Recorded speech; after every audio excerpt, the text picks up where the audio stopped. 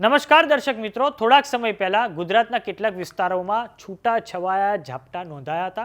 હવે ગરમીનું પ્રમાણ ઊંચું જતા આજથી આ ઝાપટાઓની તીવ્રતા અને વિસ્તારોમાં ઘટાડો થશે, કેમ કે ભેજનું પ્રમાણ ઘટી રહ્યું છે.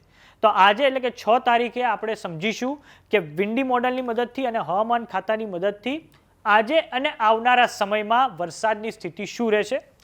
તો દર્શક મિત્રો, આ તમે જોઈ રહ્યા છો સ્ક્રીન પર વિન્ડી મોડલ. આજની તારીખ છે 6, વાર છે શુક્રવાર. તો તમે જોઈ શકો છો સૌરાષ્ટ્રના કેટલાક વિસ્તારોમાં હળવો વરસાદ પડી શકે છે અને તે પછી જૂનાગઢ છે, જામનગર છે, એની આજુબાજુના વિસ્તારોમાં હળવા વરસાદની આગાહી આ વિન્ડી મોડલ કરી રહ્યું છે. દક્ષિણ ગુજરાતના કેટલાક વિસ્તારોમાં પણ, વલસાડની આજુબાજુના વિસ્તારોમાં પણ હળવા વરસાદની આગાહી છે. આ તમે સ્ક્રીન પર જોઈ શકો છો, જે બ્લુ રંગથી બતાવવામાં આવી રહ્યું છે. આ પછી વાત કરીએ આવતીકાલની, એટલે કે 7 તારીખના દિવસે. તો 7 તારીખના દિવસે ગુજરાતમાં કેટલાક વિસ્તારોમાં હળવો વરસાદ પડી શકે છે, તે વિન્ડી મોડલ બતાવી રહ્યું છે. હા, 7 તારીખના દિવસે આજે દરિયાકાંઠાના જે વિસ્તારો છે, ભાવનગરની આજુબાજુનો વિસ્તાર, અમરેલીની આજુબાજુનો વિસ્તાર, ઉના, ત્યાં હળવો વરસાદ પડી શકે છે. સાથે દક્ષિણ ગુજરાતના કેટલા વિસ્તારોમાં, જેમ કે સુરત છે, વલસાડ છે, ત્યાં હળવા વરસાદની આગાહી છે. આ સાથે જેમ જેમ દિવસ જશે તેમ તેમ જામનગરની આસપાસના વિસ્તારો, અહીંયા આવે છે રાજકોટ, ત્યાં પણ હળવો વરસાદ પડી શકે છે. અને મહારાષ્ટ્રની સરહદે લાગતા જેટલા પણ વિસ્તારો છે ત્યાં પણ હળવા વરસાદની આગાહી છે. આ વિન્ડી મોડલ આપણને બતાવી રહ્યું છે. હવે આપણે સમજીએ હવામાન ખાતાની મદદથી કે ગુજરાતના કયા કયા જિલ્લાઓમાં આજે અને આવતીકાલે વરસાદ પડી શકે છે.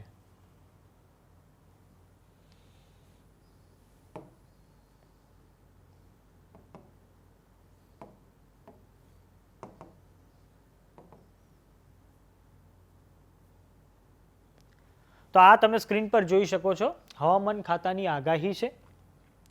અમુક જિલ્લા એમણે ડાર્ક ગ્રીન સાથે બતાવ્યા છે કે જ્યાં ગાજવીજ સાથે હળવાથી મધ્યમ વરસાદની આગાહી છે.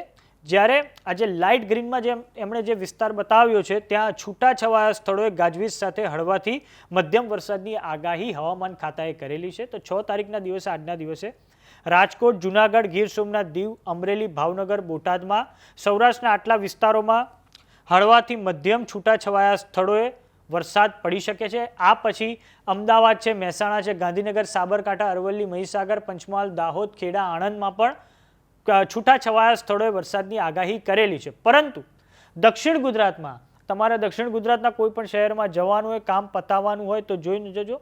બરોડા, છોટાઉદેપુર, ભરૂચ, નર્મદા, સુરત, તાપી, નવસારી, ડાંગ, દમણ, દાદરાનગર હવેલી અને વલસાડમાં અમુક સ્થળોએ ગાજવીજ સાથે હળવાથી મધ્યમ વરસાદની આગાહી એમણે કરેલી છે.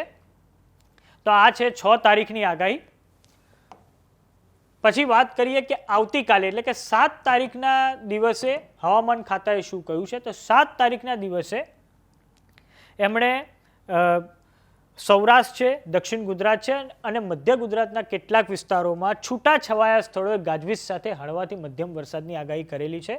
જેમાં સૌરાષ્ટ્રના જિલ્લાઓ છે રાજકોટ, અમરેલી, ભાવનગર, બોટાદ, જૂનાગઢ, ગીર સોમનાથ અને દીવ.